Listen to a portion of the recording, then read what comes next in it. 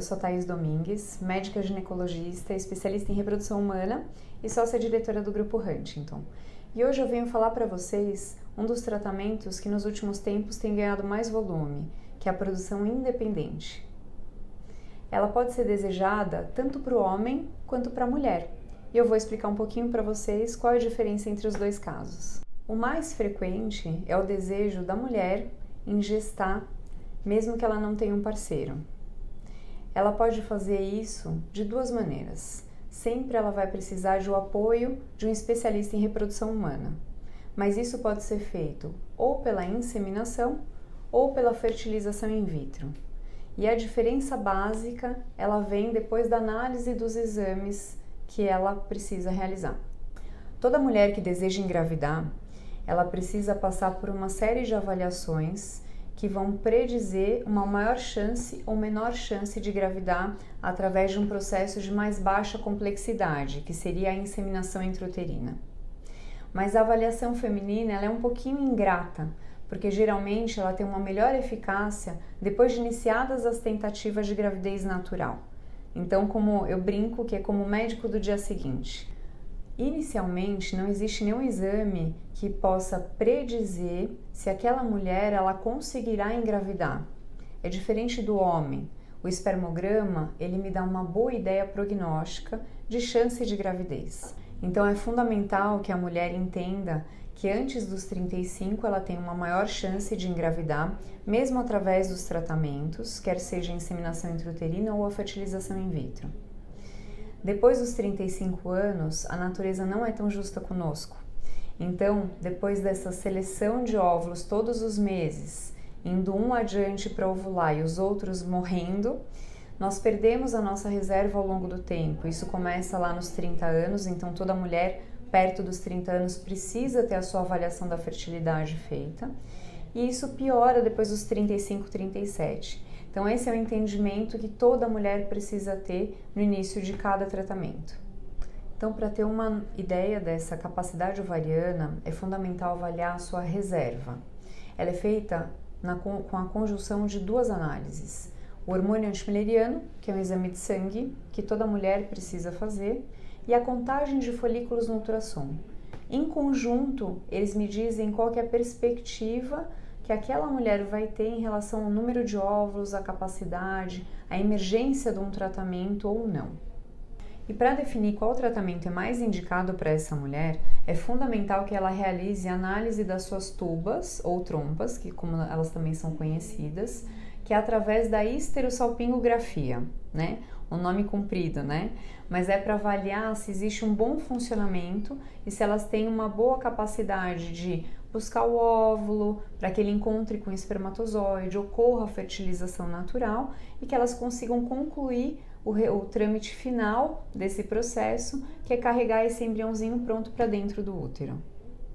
Caso o exame mostre um bom funcionamento das tubas, uma boa perspectiva de sucesso numa gravidez, através da inseminação intrauterina, ela pode ser o primeiro tratamento a ser sugerido para a paciente.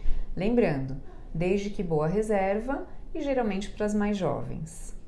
E por que a fertilização in vitro é o tratamento mais frequente quando se pensa em produção independente?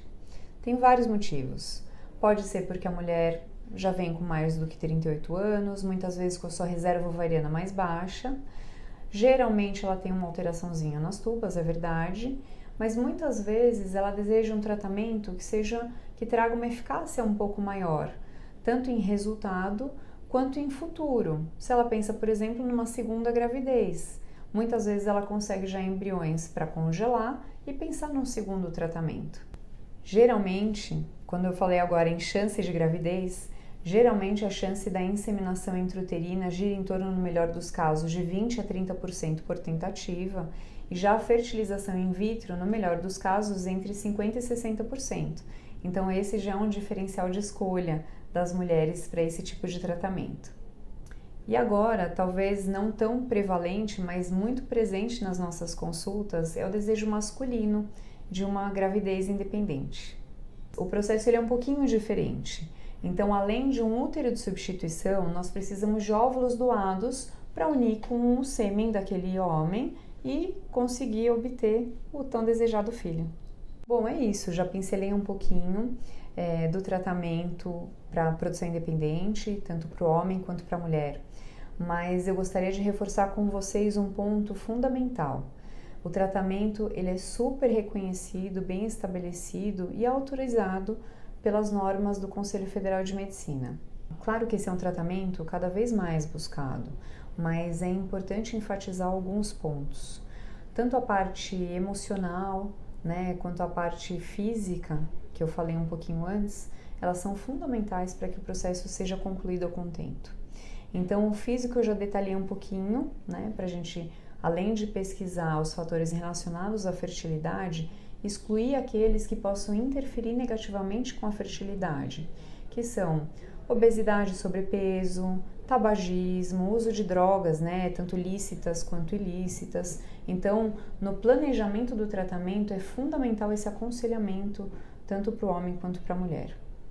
Mas um lado que por vezes é um pouquinho deixado de lado e esquecido é o lado emocional, o lado psicológico. Por vezes pode existir uma instabilidade emocional, quer seja na decisão pelo tratamento, na decisão pela gravidez, cobranças eventuais que possam vir da família, da sociedade, até mesmo uma não aceitação de uma gravidez independente. E por isso, desde antes, lá no planejamento da gravidez, do filho, é importantíssimo o acompanhamento psicológico. Então, seria importante você que busca esse tipo de tratamento encontrar um profissional, na verdade um serviço que ofereça todos esses pontinhos que eu te falei. Então, um bom profissional qualificado, que tenha um bom serviço de reprodução assistida, com um bom laboratório para proporcionar um tratamento com uma eficácia muito boa, mas também esse acompanhamento complementar, como acompanhamento psicológico que nós temos no Grupo Huntington. Bom, detalhamos bastante do processo como um todo, mas caso ainda hajam algumas dúvidas, podem deixar aqui na caixinha de perguntas que eu terei o prazer de responder para vocês.